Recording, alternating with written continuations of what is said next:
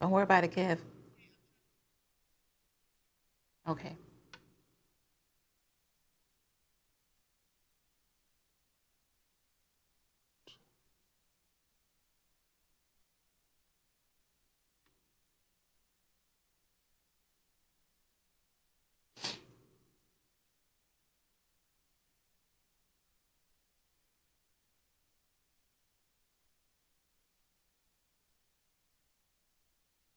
Hello world, it's Friday.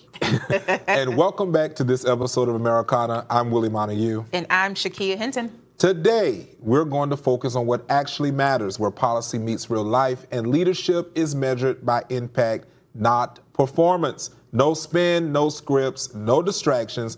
Buckle up, because the real conversation for a real America is happening right here, only on Americana.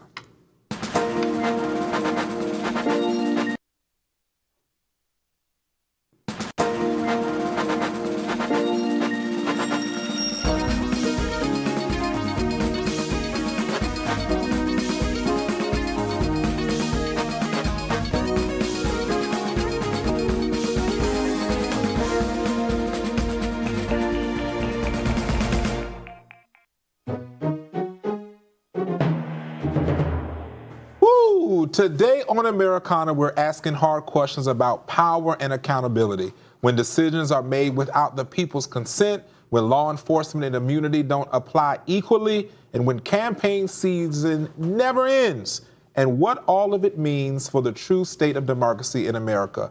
Well, you already know. We're going to get into this hot and ready because it's Friday, so let's get into it. Across America, decisions that affect daily life, from education and healthcare to speech and spending, are increasingly being made without public debate. Legislative votes or direct voter input, policies arrives as mandates. Rules change without explanation, and Americans are left asking a dangerous question: who gave permission? That's the question. So we are going to have a conversation today, folks.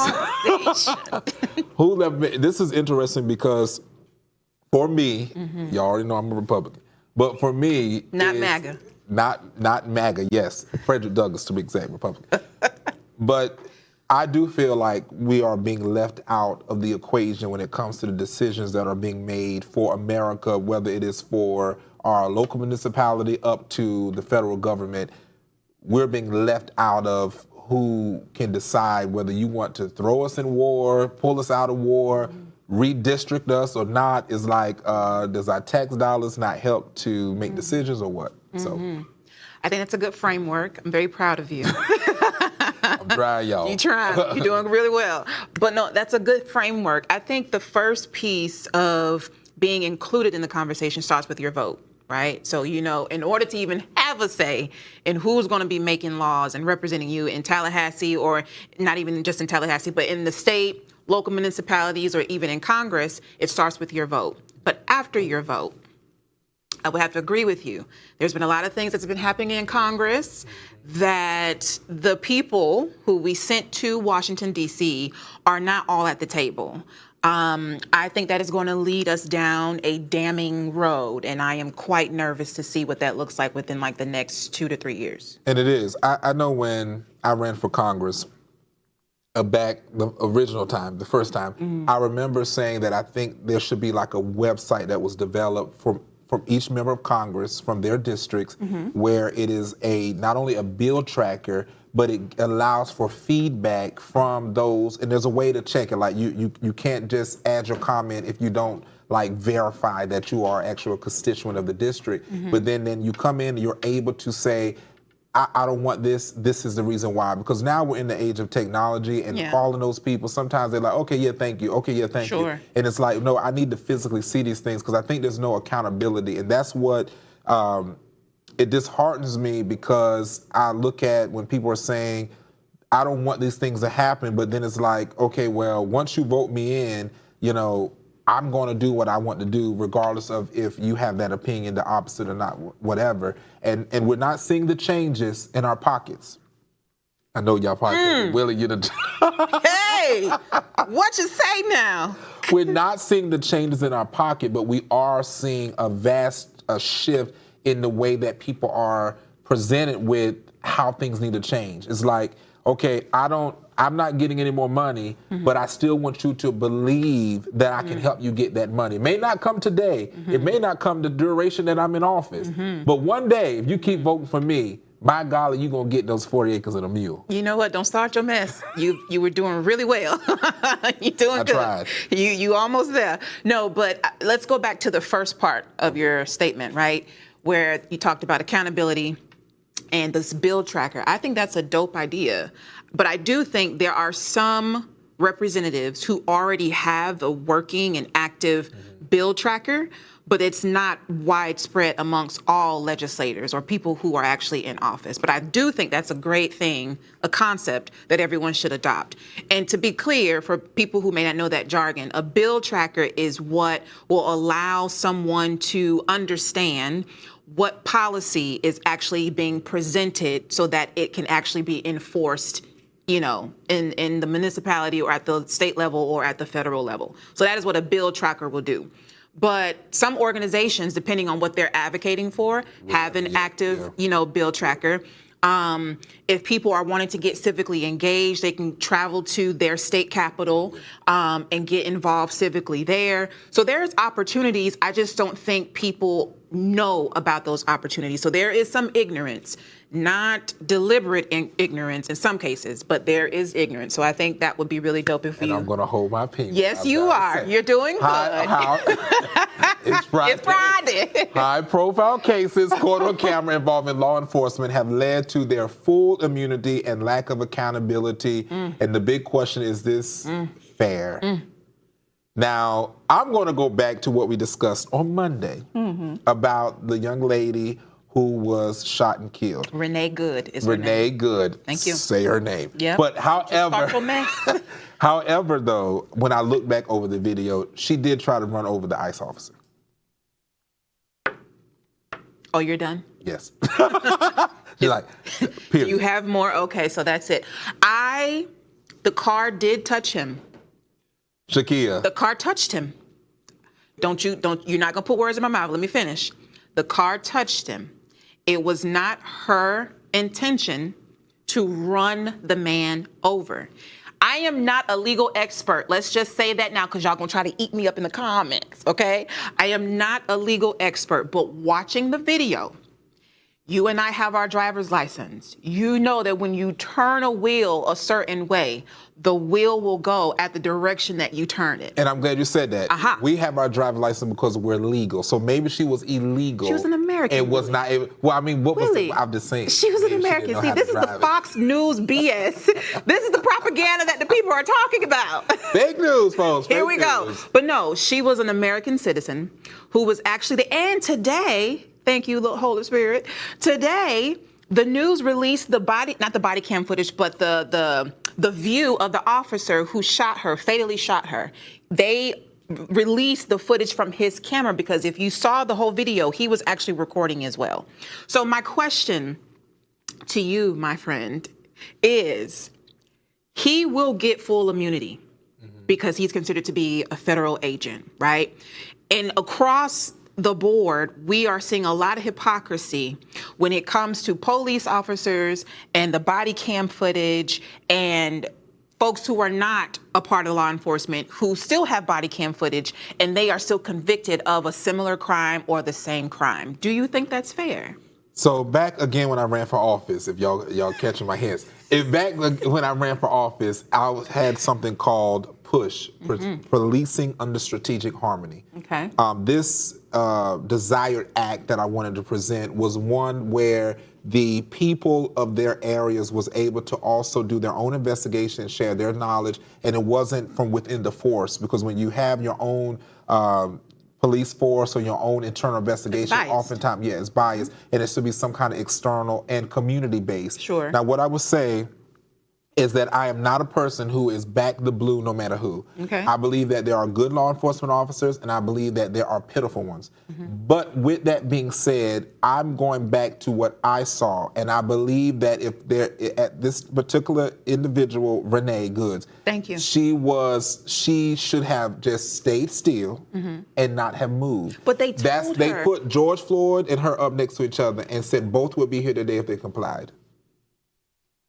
I'm not going to argue with you about that right now. I'm just saying. I'm trying to remember. I appreciate you saying it. I'm not going to argue with you about that. Okay, you're not going to get me caught up in the weeds. But what I do want to point out is that you mentioned something about that she should have stayed put. There were two conflicting directives at the time of the video that was shot. You had one police officer telling her to stay. Then you had another one telling her that she needed to leave. She decided to do the latter and leave. And as she is leaving, the gentleman who actually ended up killing her was in front of the car. Now, some people are saying that he was in front of the car because he was trying to scan her face for immigration, but come to find out, she's an American citizen. However, the positioning of him anyway pisses me off, because who in their right mind would stand in front of a lively vehicle risking their life in front of a moving vehicle? Well, according to what I was reading, and you guys in the comments can, eat them up. They do. But what I was reading was she was the person that put this on. Wasn't she the organizer? I don't know if she was an organizer, but she was a part of. That she was actually the organizer, and they believe she was Antifa. That it was way more than just her being. No, come on now. I'm serious. They're saying that it made it look like she was just this innocent woman who got, but that she was the one that put this whole thing together. Like it was intentional. I'm about to ask you, can you cite your source? Where'd you get this from? I cited from the news source. This was actually legit news. Okay, so this is But I know you don't consider news. Fox News as legit. I don't, but I'm glad you said that. I don't consider Crime News Network and either. that's fair, right? Okay, so I don't think she was Antifa. I say that because there are organizers within the movement space. When I say movement space, meaning grassroots organizing, right? So if I'm using jargon that some people may not understand, I think she was a part of a organization who was informing residents within that street that ICE was coming, which is why she was in her car honking the horn and notifying people that ICE was there. So now that does not equate to Antifa. It doesn't equate to Antifa, but it does equate to you being a what is the term when you? They called her an agitator. Right, but when you are, interrupting when the police are doing their jobs. I can't remember the term at this moment. So y'all out there that know it, is when you are literally intervening in police work. Okay. So I believe that's what she was doing. If that's the case, if they're out here to make sure that people are detained that are illegal, that's the ICE's job. The ICE has existed way before President Trump became president of the United States. Now, I'm so glad you brought that up, my friend, and you are absolutely correct. However, we have never seen ICE in this type of demeanor. We've never seen them as forcefully and brutally violent with immigrants who they are supposed to who they are supposed to be there to remove. Because maybe we have a president that's finally making them do their jobs. If the federal government is there and our taxpayers' dollars are paying for them to be there, I would sure as hell love for them to do their job. So I am not refuting that from you, my friend. What I am saying is you can do your job, but do it with some type of sensibility. These people that they're removing, they are still human, right? There's still a level of respect, and you about to piss me off, and we've been doing really well, Willie. We have been doing really good. Do you want us to go in there, with cookies and flowers and say, "Hey, ma'am, you're illegal. You know I would good love and to take damn you back to your country. That is not what I am asking. Can you get in the car with me, Willie please?" Montague, you know that is not what I am inferring. You want us to know that is not what I am inferring. What I am referring to is when you are doing your job, there is a way that you can still treat someone with dignity and respect, regardless of their politics, regardless of if you think that they are a lethal threat or whatever. The man's life was not in danger, and the footage shows him actively walking away on his two feet. That Kristi Noem and the president said that he actually broke his foot or broke his leg. That was false information. Now that is fake news. Okay. So a lot of the statements that came out about this situation were negated with the video footage from different angles. But this was how many tons of a vehicle compared to a human body. I was in a car accident in October. I walked out fine until the next day. Willie, when that I'm not pain going to argue struck with my this. body. God bless Miss Good, her family. She leaves behind a 6-year-old son and a wife. Hold your comments. It's January, Thank but you. America is already back in campaign mode. Yep. Fundraising emails flying, candidates are positioning, narratives are being shaped, and governing often feels secondary to optics. When politics becomes permanent campaigning, decisions are made for applause and instead of outcomes. The question is whether America can still be governed when everyone else is just running. Take it away, my friend. You know, I do have a problem with this continuation of just constantly running. You know, and I'm not going to mention someone's name, but So I proud feel of like You've been doing a lot of work over the break. I'm doing it. The Lord is yet busy. Yes. But I feel like now, first of all, I do agree that our elected officials in Congress, especially the House of Representatives, though they don't have enough time to actually do what they need to do. They spend about maybe 6 to 7 months actually doing their job. The rest is having to campaign because it's 2-year terms. Yep. But I would say that most of them don't even produce anything, and this is Republicans and Democrats. They don't produce anything for us to be able to look back and like, man, like there's something that we can be excited about. There's something, it's like it's always campaigning, but we see the damage. And it's like, you know, now people are wanting to correct what they done spent the last 8 months to a year doing wrong because of the election cycles. That's the part that I want to bring up with this, is that they're constantly campaigning, but then when they realize that that's not what the people want to hear, then the tone changes. That's why I said about Jasmine Crockett and all those individuals. It's like now they're having rallies, now they're having concerts, and now they're having all these things, but I didn't see anything. There is 4 bills, again, that this particular U.S. congressman that is in Florida, there are 4 bills that has not moved since the duration of the time that he has been in office. But you have time to get up and be a rock and roll star. I'm confused about that. Are you done? I'm done. Would you like to take a sip of your water? Because you said a mouthful. I said it. Yeah, you did. Cheers. Yeah. So, couple of things. Two things can be true at the same time.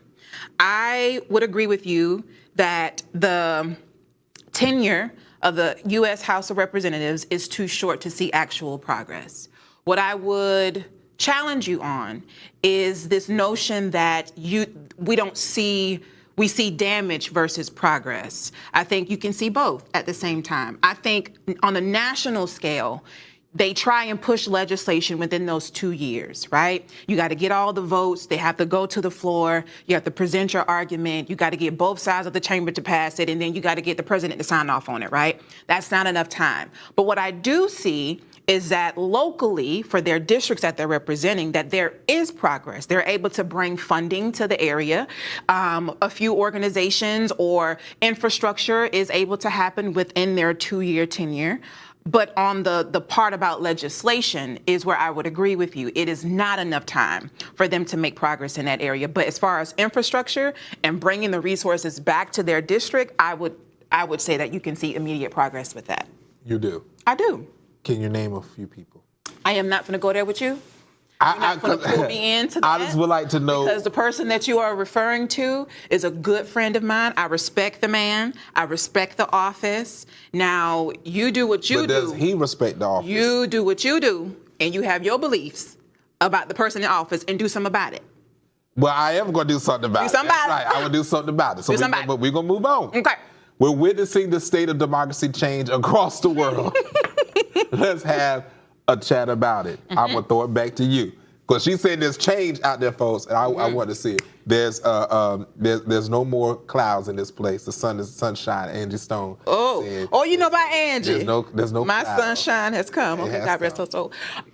So democracy. We are seeing a lot of people, whether they are in the United States or they are in other countries, rising up and taking their frustrations to the streets, to social media, to the news, which is now being cut off in certain countries now because their regime, does not want people to rise up and speak out, which I think eventually the United States is possibly headed to if they continue on this same path, infringing on people's freedom of speech.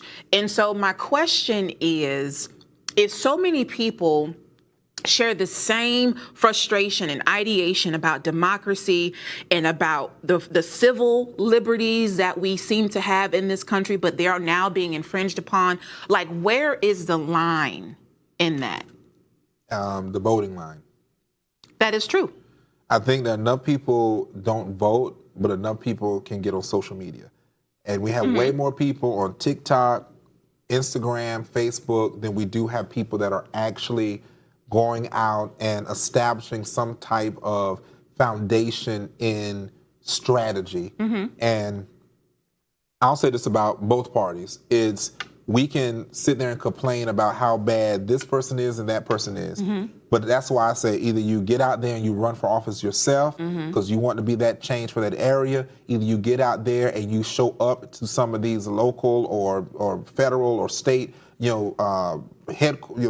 buildings and talk with your representatives, start, filing paperwork, do whatever you can do in your own means. And this is what I would say is that so often what I find in our country is that we have a society, a new generation of voters that's coming up, and they have been entitled. They're entitled to feeling like if it's not my way, it's the highway. But all they know how to do is protest and throw up signs. We're not in that era anymore. No, again, two things can be true.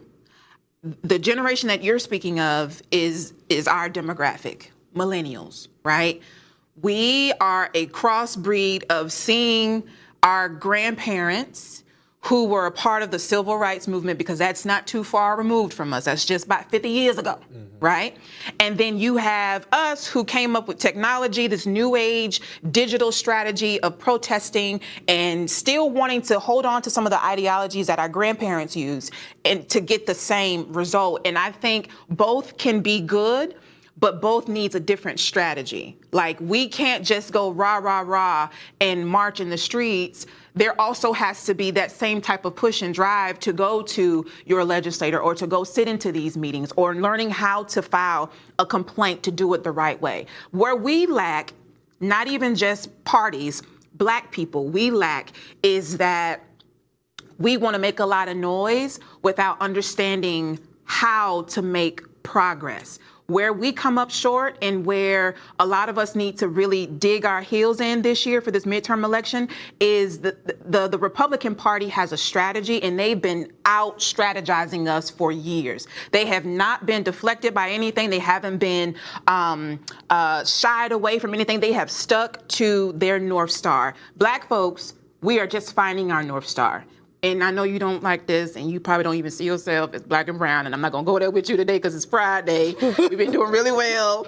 But I believe that this year we're going to see a lot of more people at the voting polls because everyone is pissed off. It's past party lines.